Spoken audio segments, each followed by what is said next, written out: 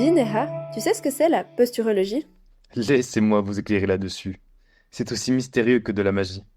J'ai vu un gars avec une démarche bizarre, puis un autre homme en noir est apparu, prétendant pouvoir le réparer avec des prismes. Vraiment bizarre comme situation, n'est-ce pas? Eh bien, détrompez-vous. La posturologie, c'est bien plus que de la magie. Elle repose sur des principes neurophysiologiques. Ah bon? Laissez-moi vous expliquer. Pour commencer, il faut comprendre la différence entre posture et position. La posture est une façon involontaire de se tenir debout, gérée en arrière-plan par le tronc cérébral. Elle influence la façon dont nous nous tenons sans y penser. Alors que la position est une action consciente de la manière dont nous choisissons de nous placer, comme par exemple s'affaler ou se tenir droit sur une chaise. La posture, quant à elle, optimise l'énergie pour lutter contre la gravité de manière efficace. Le bon fonctionnement du système postural libère le cerveau pour des fonctions plus importantes.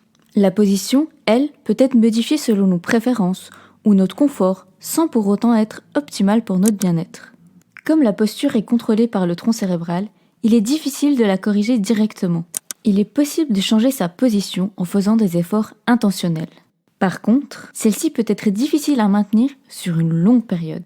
Finalement, la posture peut varier en fonction de la fatigue, du stress ou des déséquilibres musculaires. Quant à la position, elle varie en fonction des activités, de l'environnement ou des préférences personnelles.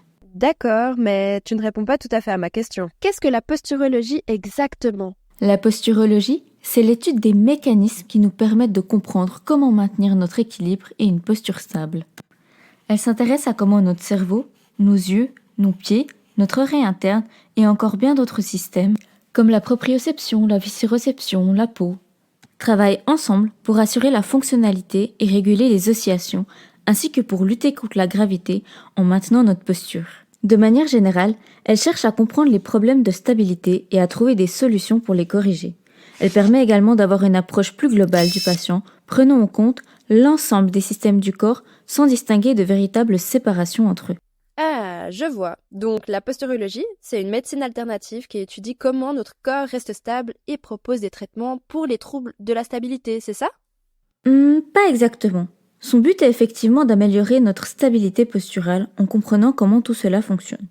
Par contre, la posturologie ne peut pas être classée comme une médecine alternative. Elle se réfère au même type de connaissances scientifiques que les autres disciplines médicales. En réalité, la posturologie est une spécialité en cours d'émergence. Vraiment? Je pensais que c'était une pratique plus ancienne. En fait, l'homme s'est toujours interrogé sur la manière dont il gère son équilibre dans l'espace.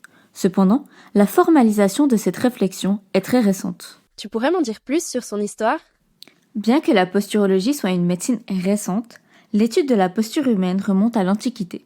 Des évidences partagées depuis des siècles, notamment mentionnées par Aristote. Le sommeil affecte la capacité des animaux à rester debout, soulignant l'importance de la posture pour l'équilibre et la vigilance, des concepts clés en posturologie.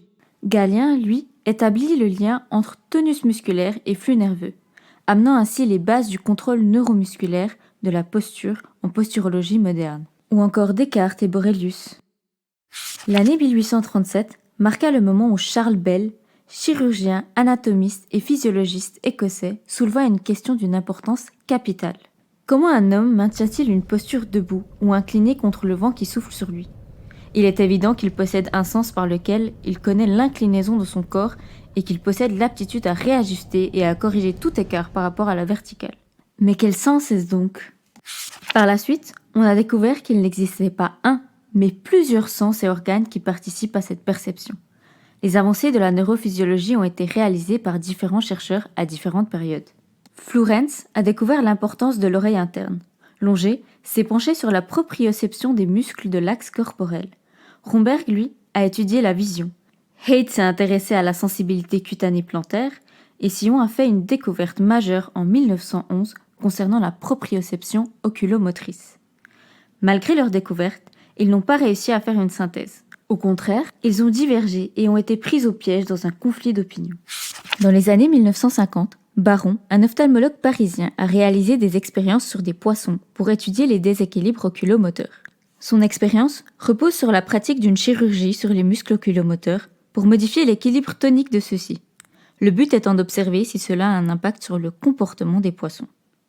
Au terme de son expérience, il a observé que les poissons présentaient des troubles posturaux car ils tournaient toujours dans la direction du muscle ayant été manipulé. Même aveugle, ces troubles persistaient. Cependant, le déséquilibre oculomoteur ne devait pas dépasser 4 degrés pour que ces symptômes apparaissent. Au-delà de cette valeur, aucune incidence n'était observée chez les poissons. Il découvre ainsi que de légères modifications des muscles oculomoteurs peuvent entraîner des adaptations majeures au niveau postural et locomoteur. Le concept clé de la posturologie qui découle de cette expérience est qu'une petite modification sur une partie de notre corps peut produire des effets importants sur l'ensemble du corps. Cela repose sur la notion du système dynamique non linéaire, fondamentale dans cette discipline. La posturologie diffère de la médecine classique en ce sens qu'elle ne se base pas sur la relation directe entre la dose administrée et l'effet obtenu.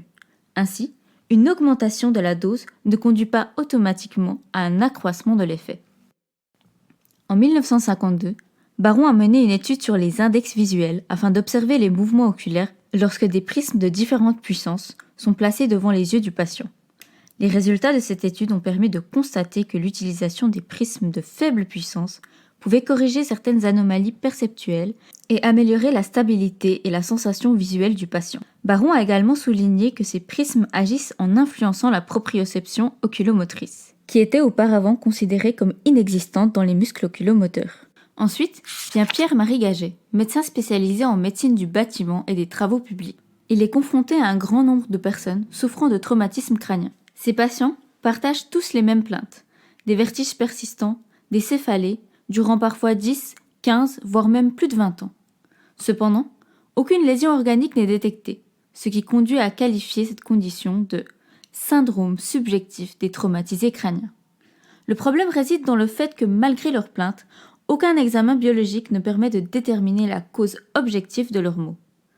C'est précisément à ce stade que Pierre-Marie Gaget intervient en mettant en pratique l'un des principes fondamentaux de la posturologie, le traitement des troubles fonctionnels non organiques. Cela permet à Gaget de proposer une approche novatrice pour comprendre et traiter ses patients.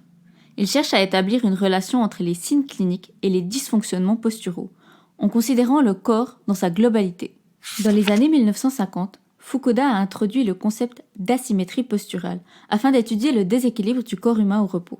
Il a démontré que les asymétries contribuent aux problèmes de posture et de douleurs musculo-squelettiques. Puis, dans les années 1960, Fukuda a approfondi l'idée que les déséquilibres posturaux peuvent être causés par des troubles neurologiques. Il a ainsi souligné le rôle crucial du système nerveux central dans le maintien de la posture, offrant ainsi de nouvelles perspectives pour les recherches en posturologie. Henrique Martin da Cunha était un professeur de rééducation à Lisbonne au Portugal. Il est reconnu pour avoir décrit en 1979 le syndrome de déficience posturale, une condition qui élargit le syndrome anciennement appelé syndrome subjectif des traumatisés du crâne. Le syndrome de déficience posturale est caractérisé par plusieurs choses. Ce sont des patients qui présentent des résultats d'examen normaux, mais montrent des symptômes variés et une tension musculaire accrue d'un côté de la colonne vertébrale. Finalement, la posturologie rencontre la podologie par la contribution de Philippe Villeneuve en 1988, un podologue ostéopathe. Il a appris grâce aux travaux de recherche de Bourdieu et de son équipe en 1980 que les stimulations plantaires de fine épaisseur étaient plus efficaces pour la correction de problèmes de posture que les éléments traditionnels d'une épaisseur de 1 cm. C'est ainsi qu'est née la semelle de posturologie. En résumé, les grands principes de la posturologie sont les suivants.